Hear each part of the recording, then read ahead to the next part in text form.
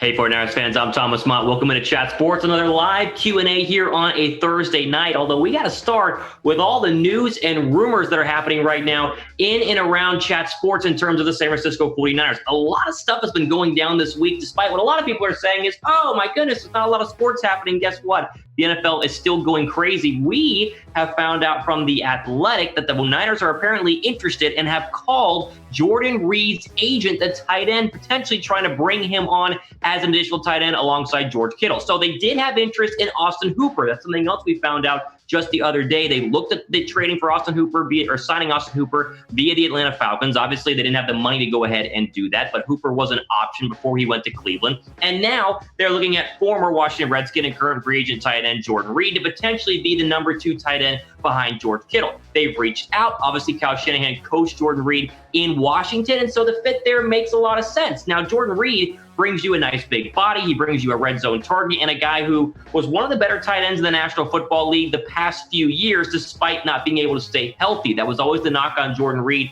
was health. But the stats overall are very, very good. Remember, 2019 did not participate. Again, I said due to injury, but 2018, 2017, they only played 6 games. 2016, only played 12 games. This is a guy who can be was a number 1 tight end, just could not stay healthy overall. Now, the 49er depth chart, as we know, has George Kittle at the top. He is the face of being the 49ers official depth chart. And then you got Ross Dwelley, and then Helm is kind of your tight end number 3. But we all know that Jordan Reed would kind of bump that ahead. The 49ers have about $15 million in cap space right now, so they technically have the ability to go ahead and sign Jordan Reed. But I think that this could be a ploy just to get George Kittle to go ahead and sign. And we talked about it for a long time. George Kittle, he obviously needs to go ahead and get a new contract, and that's something that the 49ers have been working on apparently. But hopefully this kind of gets things going in terms of a George Kittle extension. I don't believe that they would have signed Austin Hooper, even if they would have had the money to do so. I think the fact that they kind of kicked the tires on that, it's just kind of them doing their due diligence on potentially another weapon for Jimmy Garoppolo. I would not be surprised if they signed Jordan Reed, but I want to see the George Kittle extension happen first before Jordan Reed. That way we make our tight end number 1 happy, and then we go ahead and get a tight end number 2. Ross Dwelley, I mean, he's fine, right? I mean, I have nothing against Ross Dwelley. I think he'd be a fine number 2 tight end overall, but you can see they're trying to think, ahead, think of the future, maybe some 2 tight end sets, some 12 personnel sets where they have the tight end in there with 2 of them on either side. Could be interesting with the 49ers running ability and their passing ability with Jimmy Garoppolo. Question for you guys here to go ahead and start this. Now, if you're watching this live, there will be no ad break, but if you're watching this on replay tomorrow, quick ad break here on YouTube. Don't worry about it. Answer the pinned comment down below. Should the 49ers sign Jordan Reed? Type Y down below for yes. Type N down below for no. And I'm reading those chats right now over on my other screen. I want to know what you guys think in terms of getting Jordan Reed. Type Y down below for yes. Type N down below for no. All right, moving on. There's some other news happening right now in the world of the NFL in terms of what the 49ers are looking to do at number 13 overall. And it has to do with Jerry Jeudy falling to us at number 13, maybe falling past us at number 13. So here's the deal. I have said, and the majority of experts have said, Jerry Jeudy is either the number 1 or number 2 wide receiver in this NFL draft. We all can agree on that. However, his draft stock is starting to slip. I've read multiple scouts who are saying, what does Jerry Jeudy do really well besides run routes? And they compare him to Justin Jefferson being, is he better than Justin Jefferson overall? The stats say no. We'll have more on that here in just a second. But when you look at number 13 overall for the 49ers, we are hoping that Jeudy falls there, and maybe he actually does because the draft stock is starting to slip. This happens in the NFL draft. Guys will be skyrocketing early, and then it'll kind of come down a little bit, and then they'll skyrocket before. So who really knows where people are going to go? Last year, Jerry Jeudy obviously had a fantastic year with Alabama alongside Henry Ruggs, who was talked about low before they got injured. We know how great Jerry Jeudy is overall, but I think it's interesting.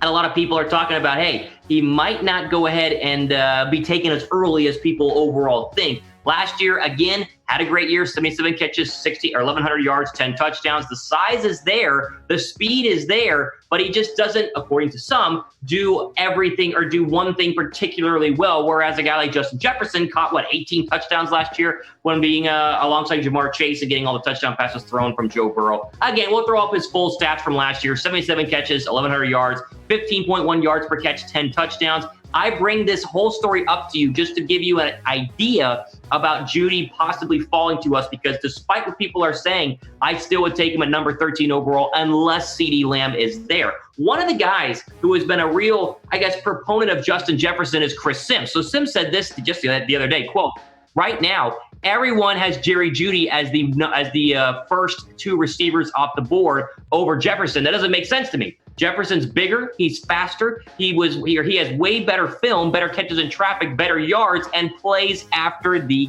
catch." So Chris Sims says, hey, slow down on Jerry Jeudy. Justin Jefferson is the guy, despite many mock drafts having Jefferson going much later in the NFL draft. Oakland, kind of the latter part of the teens, Philadelphia at 21, maybe even the Bills there at 22 if you wanted to go there. These are still my top wide receivers. If I were to rank them, I put CeeDee Lamb 1, Jeudy 2, Ruggs and T. Higgins. You can flip-flop 3 and 4, but I think 3 for Ruggs makes a lot of sense just based off his speed. And then there is Justin Jefferson, the wild card in the first round, who might be better than everybody. He was last year in terms of his stats, but still overall is in the top 5 here out of all the wide receivers in the NFL draft.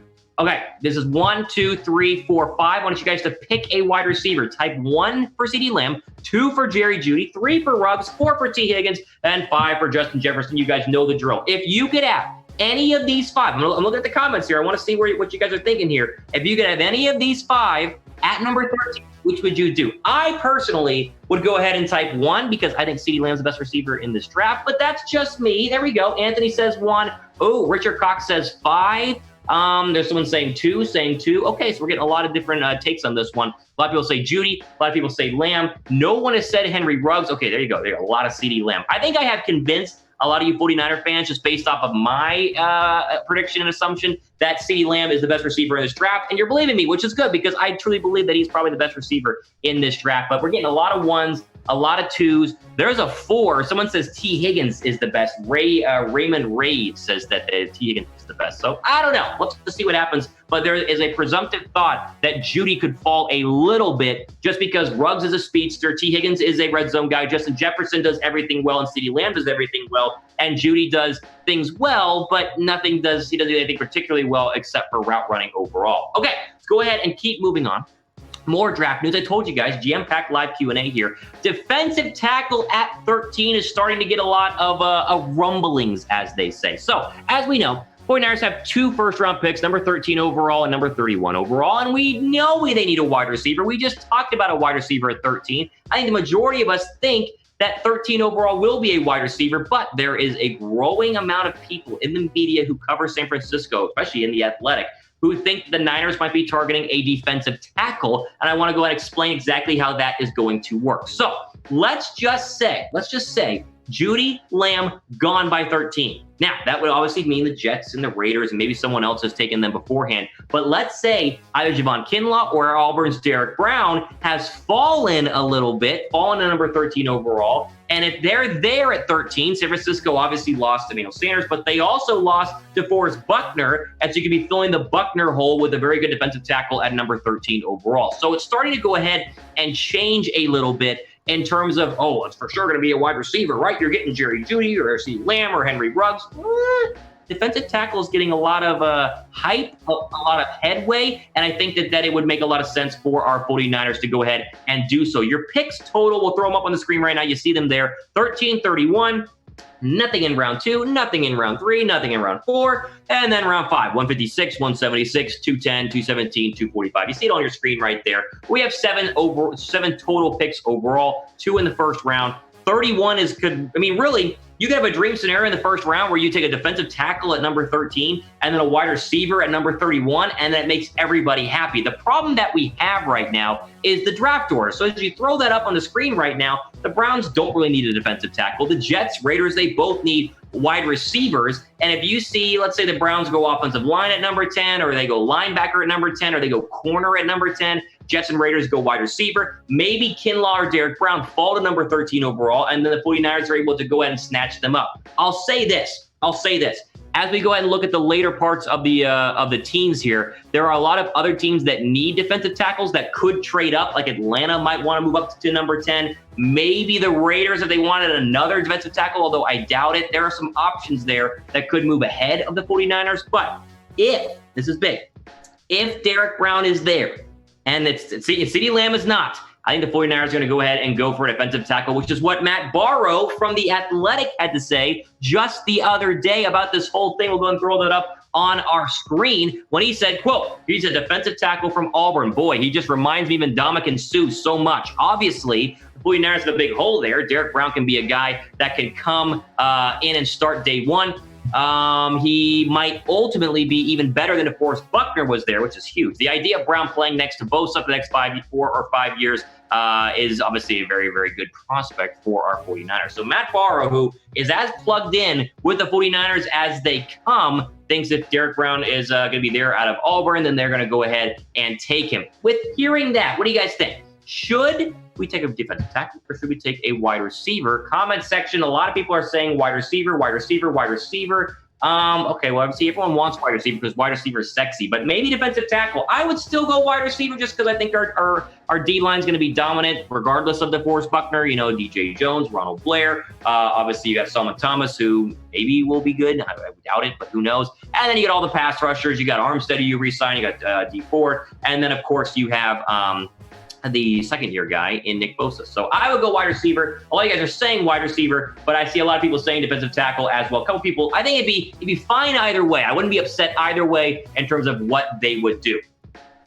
All right, moving on. Before we keep going, help us get to 20,000 subs here on the 49ers Report as we're growing fast, as most people know that we do here on Chat Sports, as we're growing at a crazy rate right now. News, rumors, free agency updates, draft coverage. It's April, right? Draft is coming up here. Plenty more live videos as well. Click the red subscribe button literally just below this video. It's like right down and to the right. Hit that, click the notification bell. That way you are ready to go and you are notified whenever we go live here on the 49ers Report. Final bit of news in terms of our 49ers before we get into your guys' questions has to do with Todd McShay's latest mock draft. So in his latest mock draft, CeeDee Lamb, Jerry Jeudy, guess what? Worst case scenario, they're already gone at number 13 overall, meaning we take Henry Ruggs according to we take Henry Ruggs at number 13 overall. They have CeeDee Lamb and Jerry Jeudy going 11 and 12, and then us taking Henry Ruggs at number 13 overall, according to Todd McShay. He's the perfect deep threat for the 49ers. They need a deep threat, which we can say is very, very important because they have Deebo Samuel, Jalen Hurd, but no one to go over the top of the defense. And this guy is more than just a fast wide receiver. Despite his 4.27 40, he still was very, very good last year playing alongside Jerry Jeudy. The stats, throw them up on the screen right now. We got 40 total catches. We got 746 yards total, 18.6 yards per catch, and 7 touchdowns. You see the 18.6? That's the number to go ahead and circle, showing you that he is a deep threat guy. Now, would he come in and be a true number one starter on this team right away? No, that'll be Deebo Samuel, that'll be Jalen Hurd, and hopefully Kendrick Bourne will be wide receiver number 3. But Ruggs can come in and provide that spark that we know the 49ers can use going over the top. If there's one weakness on this offense, it's the deep ball. Kittle was our main deep ball guy running across the middle, and he should not be the main deep ball guy. It should be a wide receiver. So you see Samuel, you put Ruggs there at number 2. Goodwin will probably be maybe number 3, although I see Bourne or Hurd being there at number 3 as well. It's how ESPN has their depth chart up right now, so it's obviously going to change as the days and weeks go by. But I'm curious what you guys think in terms of grading the Henry Ruggs pick according to Todd McShay. A, B, C, D, E, or F, I should say. There is no E. D or F. I give it a B. I give it a B. The mock drafts are always volatile. It goes up and down. And we take this guy, we take that guy. I think Ruggs would be interesting, but I think there are some other options at number 13 if Lamb and Jeudy are not there, which we talked about here on the channel. Now, we have 2 first-round draft picks. I see a lot of people are saying B+ for this grade, which is probably, B+ makes sense. Well, okay, we have another first-round draft pick. So how about A.J. Terrell, who we talked about in a video just the other day, to be the opposite starting cornerback of Richard Sherman. Terrell comes from Clemson. He's played against a lot of very good wide receivers. Obviously, played against Jerry Jeudy and Henry Ruggs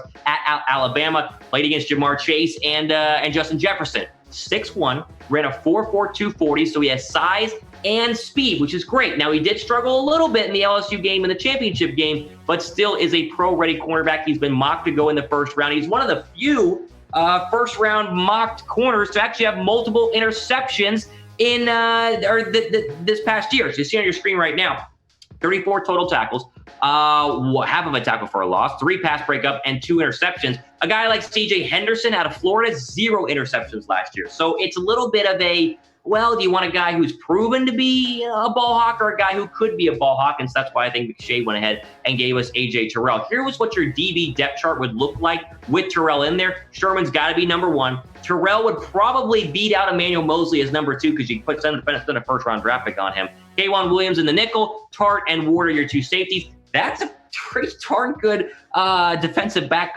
field right there. I mean, that's really, really good overall. Is it a need? Well, no, I don't know if it's necessarily a need because you have, obviously, Emmanuel Mosley. But if you think he's going to be a star number 1 cornerback for many, many years to come, then eventually Sherman will retire. You slide him over, bada bing, bada boom, and you are good to go in the secondary.